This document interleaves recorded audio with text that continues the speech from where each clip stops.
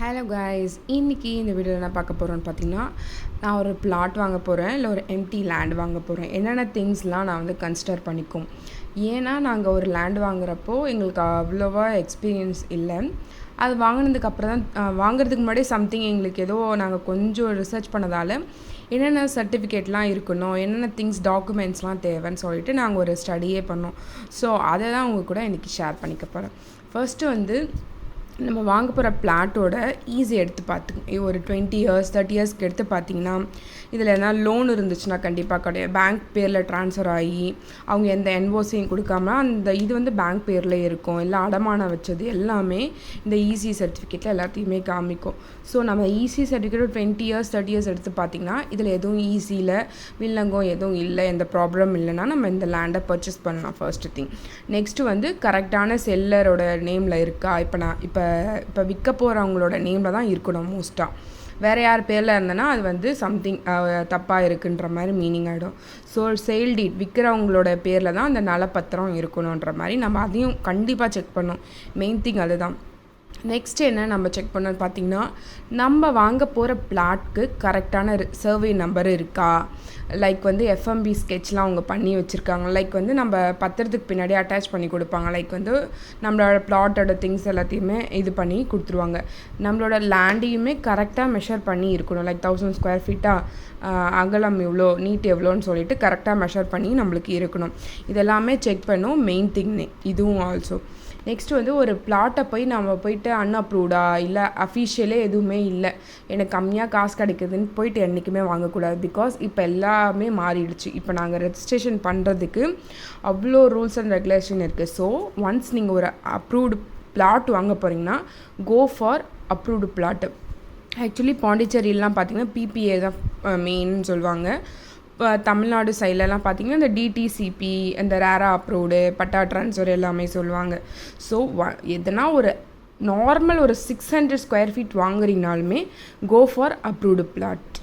Next பார்த்திங்கன்னா property tax. Actually இதை யார் பே பண்ணுவான்னு பார்த்தீங்கன்னா நம்மக்கிட்ட விற்கிறவங்க ஆல்ரெடி அதுக்கு டேக்ஸ் பே பண்ணி தான் வச்சுருப்பாங்க. இதையுமே நம்ம செக் பண்ணோம்.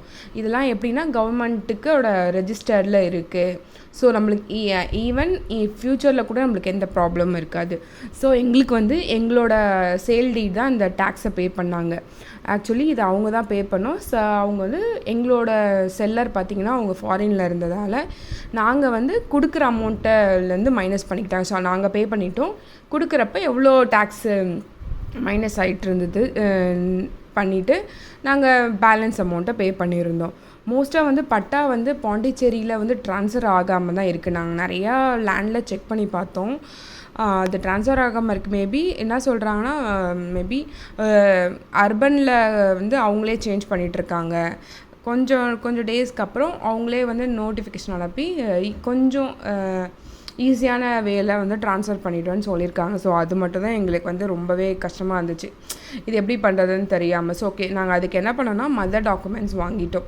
ஸோ அதோட லிங்க் எல்லாமே கரெக்டாக இருந்துச்சுன்னா நம்ம பட்டா ட்ரான்ஸ்ஃபருக்கு ஈஸியாக இருக்கும்னு சொல்லிட்டு மதர் டாக்குமெண்ட்ஸ் எல்லாத்தையும் ஒரு யாரெல்லாம் ஃபர்ஸ்ட்லேருந்து வச்சு ஃபஸ்ட்டு டாக்குமெண்ட் எங்களுக்கு கிடைக்கல.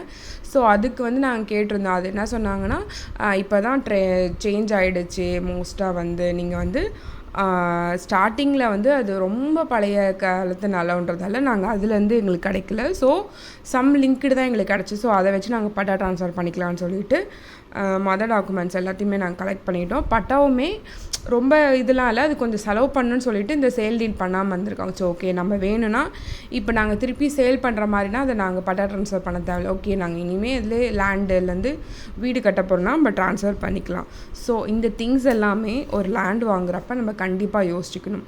ப்ளஸ் வந்து நீங்கள் இது கூட என்ன ஆட் பண்ணிக்கலாம்னு பார்த்தீங்கன்னா லைக் வந்து ரோட் ஃபெசிலிட்டிஸ் வருமா, இபி கனெக்ஷன்ஸ் இருக்குமா, வாட்டர் சப்ளை எல்லாமே இருக்கான்ட்டு சைட் பையில் பக்கத்தில் இருக்க நேபர்ஸ் கிட்ட கேட்டு தெரிஞ்சுக்கணும் நம்ம.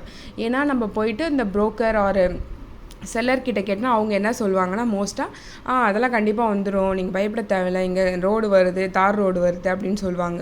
ஸோ அதெல்லாம் விட்டுட்டு பக்கத்தில் இருக்க நெய்பர்ஸ் யாருன்னா வீடு கட்டியிருக்காங்கன்னா அவங்கக்கிட்ட போய் தண்ணி வந்து சால்ட் வாட்டராக இருக்கா, நார்மலாக இருக்கா எல்லாத்தையும் நீங்கள் செக் பண்ணிக்கலாம். நெக்ஸ்ட்டு வந்து இந்த மாதிரி எலக்ட்ரிசிட்டிலாம் எப்படி இருக்குது, ஈஸியாக கிடைக்குமா, ஃப்ளக்சுவேட் இருக்கான்ற மாதிரி எல்லா திங்ஸுமே நீங்கள் நெய்பரை வச்சு செக் பண்ணிக்கோங்க. செல்லரை வந்து மோஸ்ட்டாக டாமினேட் பண்ணாதீங்க. ஸோ இந்த திங்ஸ் எல்லாமே ரொம்பவே முக்கியம். ஒரு எம்டி லேண்டை அப்ரூவ்டாக வாங்கணும் என்றைக்குமே.